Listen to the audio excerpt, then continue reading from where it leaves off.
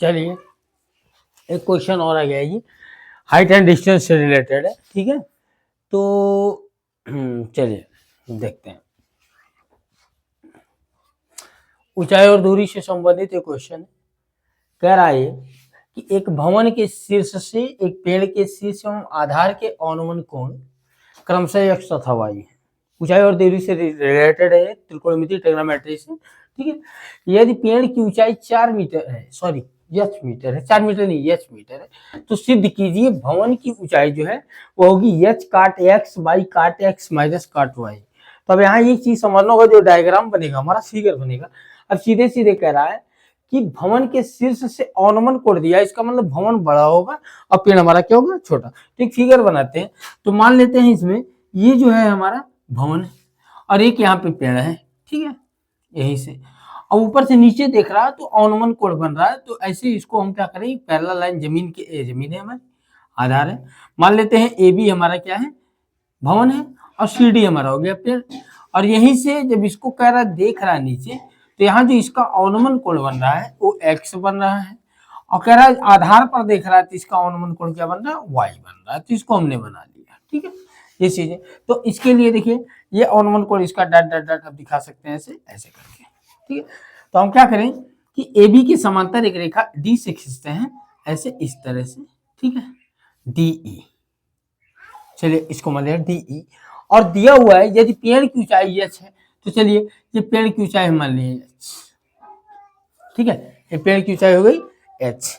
और मान लेते हैं कि ये जो है ये देख रहे हैं ना, इसको रहने देते हैं, एक्स वाई जेड यहाँ माना हुआ है, ABCD कुछ भी मान सकते हैं।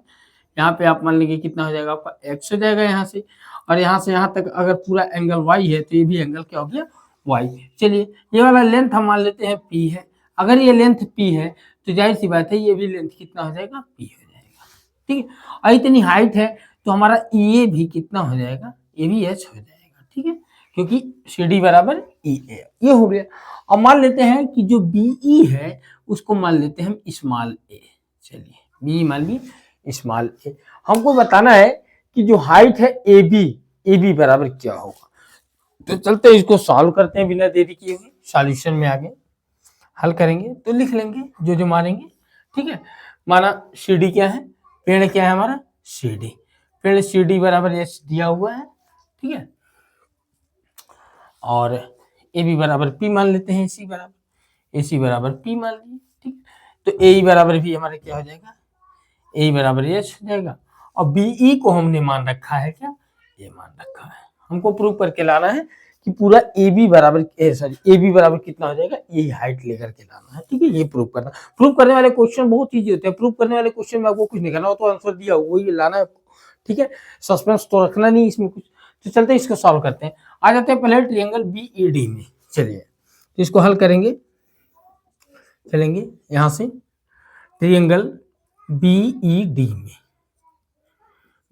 में, तो यहां से आप क्या करें, टेन थीटा अगर ले ले तो हो जाएगा टेन थीटा, यानी टेन थीटा की जगह पे एक्स, टेन एक्स इक्वल, तो इसमें परपेंडिकुलर कौन हो जाएगा आपका बीई बाई बेस कितना हो जाएगा ईडी। तो बीई का वैल्यू स्मॉल ए है और ईडी का वैल्यू है पी, ठीक है। अब यहाँ पे ten x equal A by P, equation number first मान के रखिए।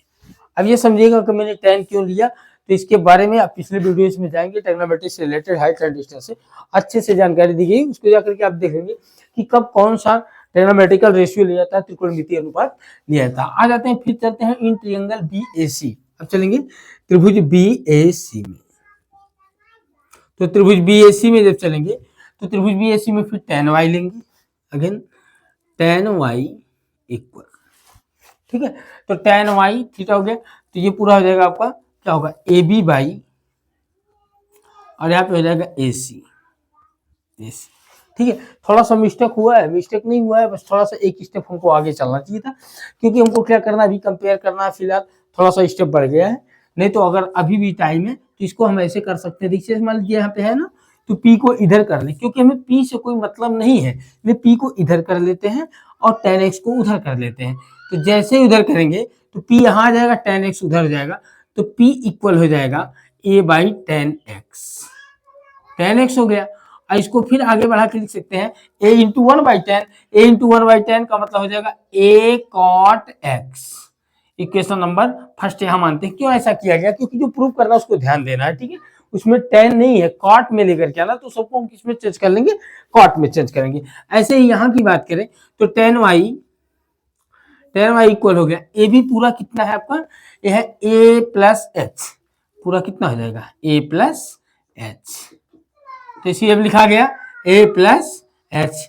और AC की बात करें तो AC हमारा हो गया P, इसको इधर कर लेंगे तो हो जाएगा P equal small a plus H by, यहाँ पे हो गया 10y, ठीक है। और थोड़ा सा आगे बढ़े अगर तो P इक्वल हो जाएगा, देखिए a plus H into 1/10y, इसका मतलब काट y, तो हो जाएगा a प्लस एच इंटू काट y। क्वेश्चन नंबर सेकंड, ये दोनों चीजें। अब देखिए P के इक्वल ये भी है, P के इक्वल ये भी है, ठीक है। तो कंपेयर कर देंगे। जैसे ही कंपेयर करेंगे, चलिए लिखेंगे समीकरण फर्स्ट तथा सेकंड से, समीकरण फर्स्ट तथा सेकंड से जैसे ही तुलना करेंगे तो a काट x इक्वल यहां हो जाएगा a प्लस एच इंटू काट y। अब a काट x इक्वल a काट y प्लस h काट y। इसको इधर लेकर के आए, पूरी हाइट अभी देखिए क्या है कि पूरी हाइट हमने क्या मान रखी है? ये पूरी हाइट a प्लस एच मान रखी है, तो हमें a प्लस एच का मान निकालना है। किसका मान निकालना है? a प्लस एच का। तो a का मान निकालने यहाँ पे कितना आ जा रहा है? तो इधर लेकर के आएंगे a cot x minus a cot y equal h cot y। इधर ला दिए अगर तो a को रोक लेते हैं, a कॉमन ले लेंगे तो हो जाएगा cot x minus cot y equal h cot x। उधर चला गया a equal h cot x by cot x minus cot y, ये हो गया, ठीक है। तो ये a का वैल्यू आ गया हमारे पास। और देखिए पूछा क्या है, क्या पेड़ की ऊंचाई इतनी है तो सिद्ध कीजिए भवन की ऊंचाई क्या है। तो अगर भवन की ऊंचाई देखें तो भवन की ऊंचाई तो हमारा a प्लस एच है, इसका मतलब a प्लस एच का वैल्यू जब निकालेंगे तो यहाँ पे ऐसे अगर दोनों तरफ जोड़ दें हम तो हो जाएगा आपका, दोनों तरफ एच जोड़ना पड़ेगा, ठीक है। तो अगर दोनों तरफ एच जोड़ेंगे तो कुछ और वैल्यू आएगा। तो ये संभवतः ये क्वेश्चन लग रहा है कि क्वेश्चन गड़बड़ है, ठीक है। तो आप लोग भी ट्राई करेंगे इस तरह से। हालांकि a का मान यानी इतने का मान तो ये आ गया, इतने का मान तो निकल गया, लेकिन कह रहा कि पूरे भवन की ऊंचाई को ये दिखाना है। तो पूरे भवन की ऊंचाई दिखाने के लिए a प्लस एच हमारे पास होना चाहिए तभी पूरा भवन होगा।